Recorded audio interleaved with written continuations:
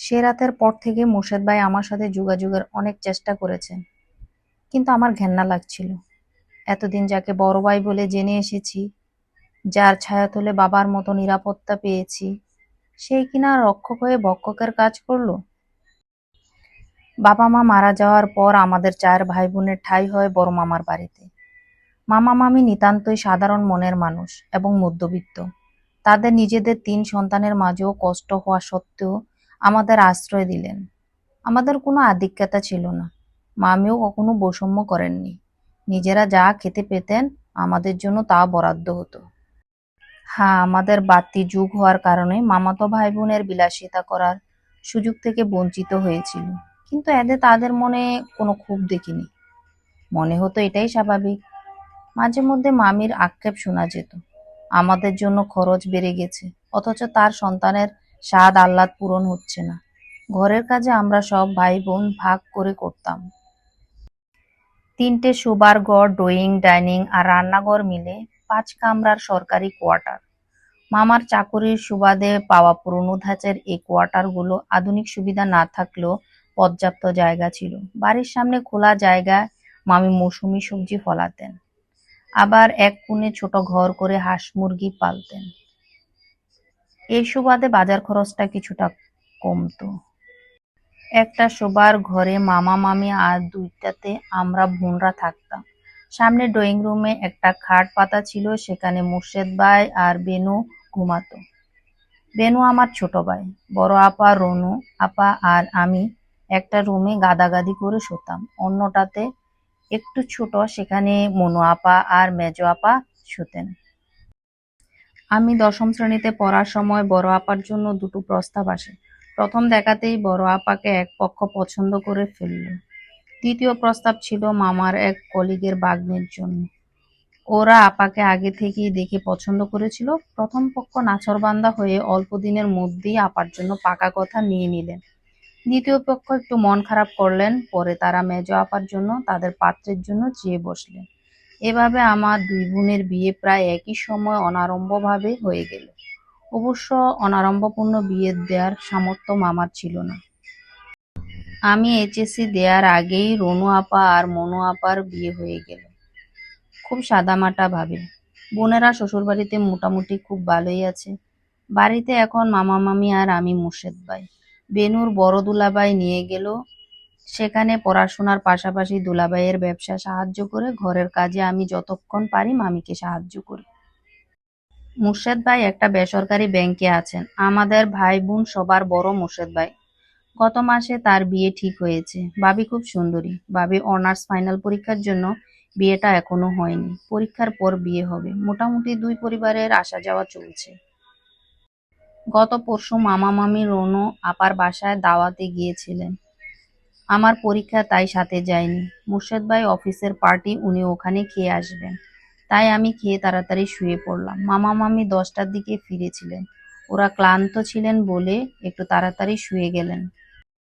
রাত 12:30টার দিকে মুর্শেদ ভাই এলেন। উনাকে দরজা খুলে দিতে হবে, তাই আমি ড্রয়িং রুমে সোফার উপর শুয়েছিলাম।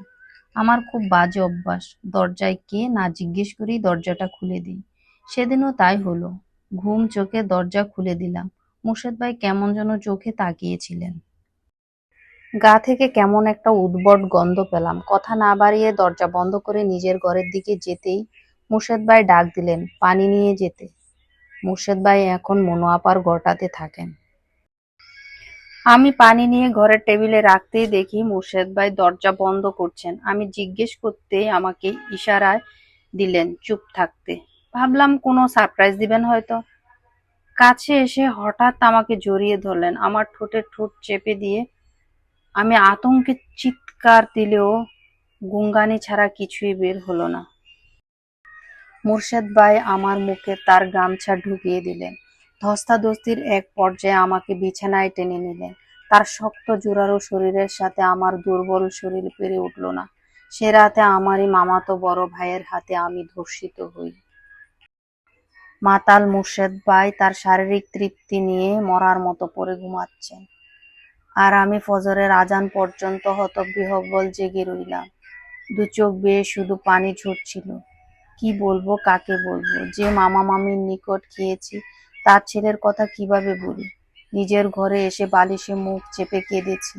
তারপর গোসল করে 2 রাকাত নফল নামাজ পড়ে আল্লাহকে বলছিলাম, এ বিচার আমি আল্লাহর কাছে ছাড়া আর কার কাছে চাইতে পারি?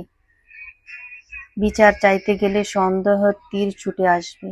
কথা উঠবে, আমি নিশ্চয়ই মুর্শেদ ভাইকে বিয়ে করতে চাই। আমি তাদের আশ্রিতা। গত 2 দিন ধরে মুর্শেদ ভাই অনেক চেষ্টা করছেন আমার সাথে কথা বলতে। আমি ঘরে কাউকে বুঝতে দিচ্ছি না যতটা সম্ভব। তবুও মামা মামি জিজ্ঞেস করছেন কি হয়েছে। ন্যূনতম খেতাম, সারাদিন ঘরে দরজা লাগিয়ে বসে থাকতাম। আমার ইনকোর্স পরীক্ষাগুলো কোনো মতে দিচ্ছি। পড়া আর কিছুই হয় না, শুধু বারবার সেই রাতের সেই ক্ষণ আমাকে তাড়া করে ফিরছে।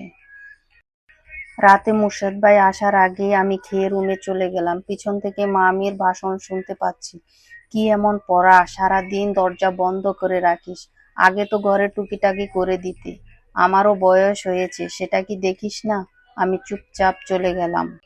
আধা ঘন্টা পরে মুর্শেদ ভাই এসে বোমা ফেললেন ঘরে। তিনি বিয়ে ভেঙে দিয়েছেন এবং তিনি আমাকে বিয়ে করবেন। ভাবি বাড়ি থেকে ফোন আসা শুরু হয়ে যাবে একটু পর হয়তো। মামা মামি হতবাক, সাথে আমিও। এতটা আশা করিনি। কিছুটা হাসিও পেল। তিনি আর অনুশোচনার জন্য প্রায়শ্চিত্ত করার জন্য আমায় স্বীকৃতি দেবেন। তাতে কি আর আমার ভেতরের ঘৃণা মিটবে?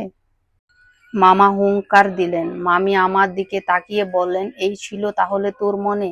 এতই যদি এই ঘরের বউ হওয়ার শখ ছিল, তবে আগে বললি না কেন? এত লোক হাসিয়ে আমাদের অপমান করার জন্য? মামি আরো বিভিন্নভাবে আমায় কথা শোনাচ্ছিলেন। এক সময় আমি মুখ খুললাম। মামা মামির সামনে সেদিনের ঘটনা বলে দিলাম। মামি চিৎকার করতে করতে এসে আমার চুলের মুঠি ধরে টান দিয়ে বললেন, হতচ্ছাড়ি! আমার ছেলেকে ভুলিয়ে বালিয়ে বিয়ে করার জন্য ফাঁদে ফেলে আবার আমার ছেলের চরিত্রে কলঙ্ক দিচ্ছিস।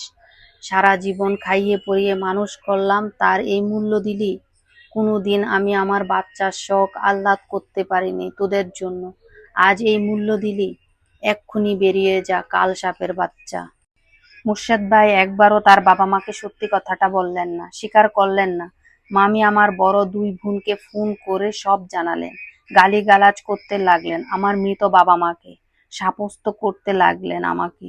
মামির সাথে মামাও। সইতে না পেরে রুমে ঢুকে দরজা লাগিয়ে দিলাম কিছুক্ষণ। খুব কান্না পেল। ধীরে ধীরে নিজের ব্যাগটা গুছিয়ে নিলাম। সারা রাত মামি একে ওকে ফোন করে আমার কৃতকর্মের কথা সবাইকে মোটামুটি জানিয়ে ফেলেছেন। ভোর হওয়ার আগে মুর্শেদ ভাইকে একটি চিঠি লিখলাম। মুর্শেদ ভাই, আপনার সাথে কথা বলার রুচি আমার নেই। সারা জীবন আপনাদের আশ্রিত ছিলাম, মামা মামির ছায়ায় ছিলাম। কখনো নিজেকে এতিম মনে হয়নি, আজ নিজেকে এতিম মনে হচ্ছে। এতদিন আমাদের ভাই বোনের জন্য আপনাদের স্যাক্রিফাইস গুলো শোধ দিতে না পারার কষ্ট কুরে কুরে খেত। প্রতিদান কিভাবে দেব সেটা খুঁজে পেতাম না। আপনাদের ত্যাগ প্রতিদান আমার সতীত্বের দামে নিবেন জানা ছিল না। ইতি আশ্রিতা। ভোর হতেই আমি বাড়ি থেকে বের হয়ে গেলাম। বড় আপা বারবার ফোন দিয়েছে রাতভর ওর ওখানে চলে যেতে। আমি ফোনটা বন্ধ করে সিমটা ফেলে দিলাম। দ্বিতীয়বার কারোর আশ্রিতা হতে চাই না।